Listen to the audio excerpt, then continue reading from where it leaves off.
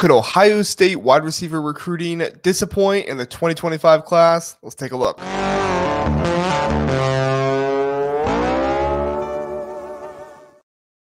The Ohio State 2025 recruiting class is off to a really good start. However, there is one concern that some fans are beginning to have, and it's one that fans have not had a huge concern of over the past few years, ever since Brian Hartline has taken over at Ohio State, which is the wide receiver recruiting. Now, Ohio State is in a situation here where they do only have currently one wide receiver committed to this class. And so what I wanted to do is I wanted to see how valid are these concerns? How has Ohio State done in the past around this time of year, mid-March or mid-May? How many wide receiver recruits have been committed to Ohio State and have been coming to Ohio State around this time? So let's look at some of the ones recently. 2024, Jeremiah Smith, Mylan Graham were the two in that class. There was also some other guys that committed, but these are the two that we are left with. Jeremiah Smith committed December 14th, 2022. This is 5 months earlier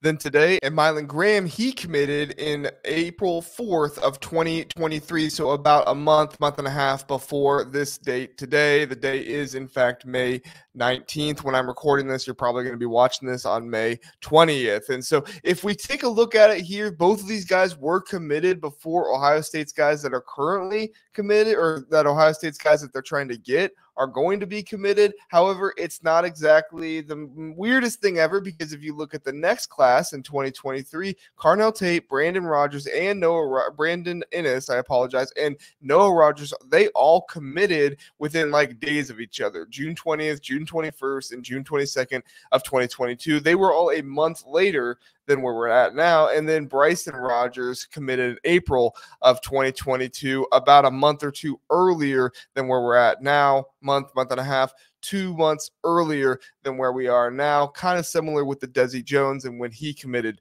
type of situation. So if you look back at this 2023 class, it's not all that dissimilar from there. However, Ohio State would need to expect to get a good amount of guys to come in June, kind of back to back if they wanted to replicate this class. Let's look at 2022. This is kind of the infamous class where a lot of these guys, that's 2021. 2022, this is kind of the infamous class of guys that have pretty much either transferred out or didn't really make it on the roster, or they're going somewhere else. Keon Grays, he committed February 28th of 2021, 3 months earlier than where we're at today. Caleb Burton committed November 23rd, 2020. That's 6 months earlier than where we're at today. And then Caleb Brown, June 7th, 2021, about a half month later than where we are today. And then Kojo Antwi, July 5th, about a month and a half later than where we're at today. So that class, kind of a good mixture of a little bit later, but also some earlier. And then if you look back at 2021, the class that many people herald as one of the best that Brian Hartline has ever had, if not possibly his best to date, right, of guys who have actually produced.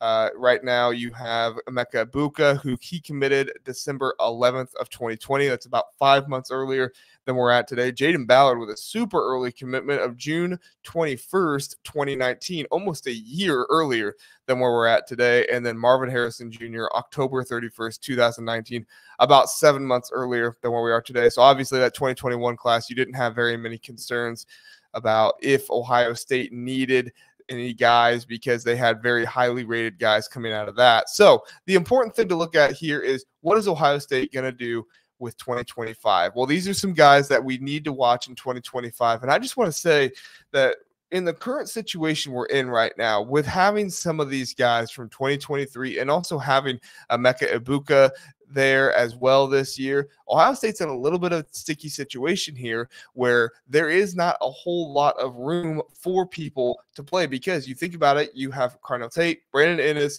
all these guys that are still going to be here. And then you also, on top of that, have Jeremiah Smith, the highly regarded freshman, and Mylan Graham, who is a 5-star in his own right, who are also going to be there. So anybody that Ohio State gets this year is not going to be looking for an easy path to get playing time early. They're going to be looking for Brandon Ennis, Carnell Tate, some of these guys to leave early. And then you still have Jeremiah Smith, Mylan Graham. If they live up to their potential, I think we pretty well safely can say Jeremiah Smith is going to.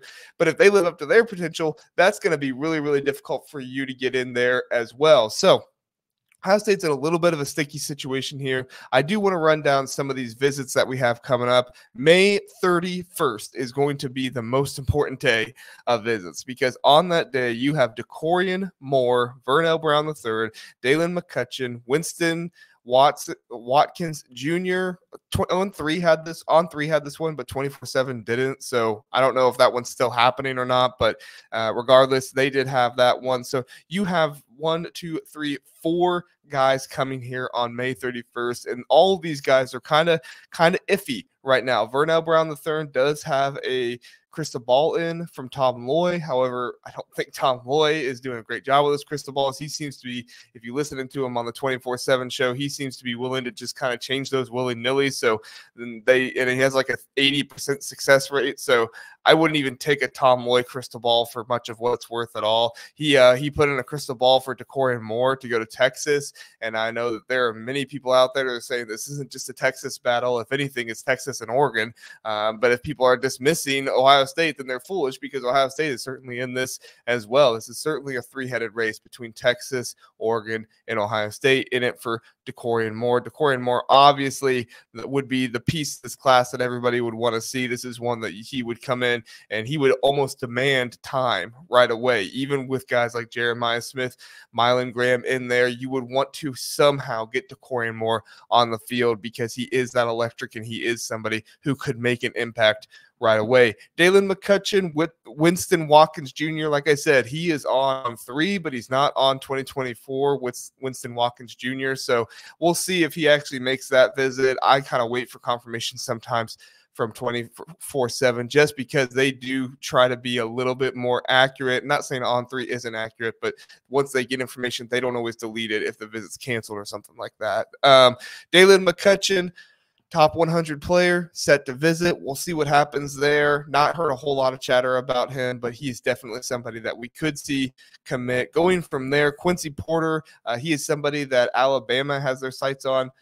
Pretty well set. He's going to be visiting June 7th, so we'll see if he can come in. He is a top 50 recruit according to 24/7 composite, so this is definitely somebody that you would love to see. First player in New Jersey, coming from where Desi Jones is coming from, not same high school, but coming from the same state that he's coming from, so you would love to see if he could come in as well. However, that's something where you're going to be battling with the big boys on this one. Next one on June 14th is Phillip Bell, 4-star, top 150 guy, number 16 receiver in the class. He would be another one. He would be a great addition. We'll see what happens. They do have a visit scheduled.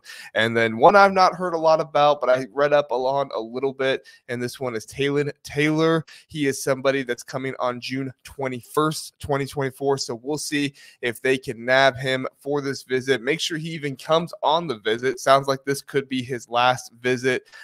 He might do a later visit or something like that, but right now this is his last scheduled official visit, and you always love to get those last visits in there as well. And then finally, the guy that everybody's been talking about because he left Ohio State out of their top 3 is Jaime Ffrench, and I'll admit he's a very interesting one. When he left Ohio State out of his top 3, it was interesting to think about, what is he doing here? What is he thinking? And then the more you listen to him, the more you kind of figure out what's going on with him. He's one of those guys, his recruitment is going to come down to the very last moments, the very end. I mean, he talked about, I think it was in his video with Mark Givler of Buckeye Huddle, he was talking about how he might even commit this summer, but he still wants to visit Ohio State during the season. So I don't know what a commitment really means. I don't think it means much. Let me know in the comments if you think a commitment even means anything nowadays. But I don't even know if I think a commitment means all that much if it doesn't come from a quarterback who says he's done with all of his visits. I think of somebody like Tavian St. Clair, not visiting anywhere else. He's in the meeting room sometimes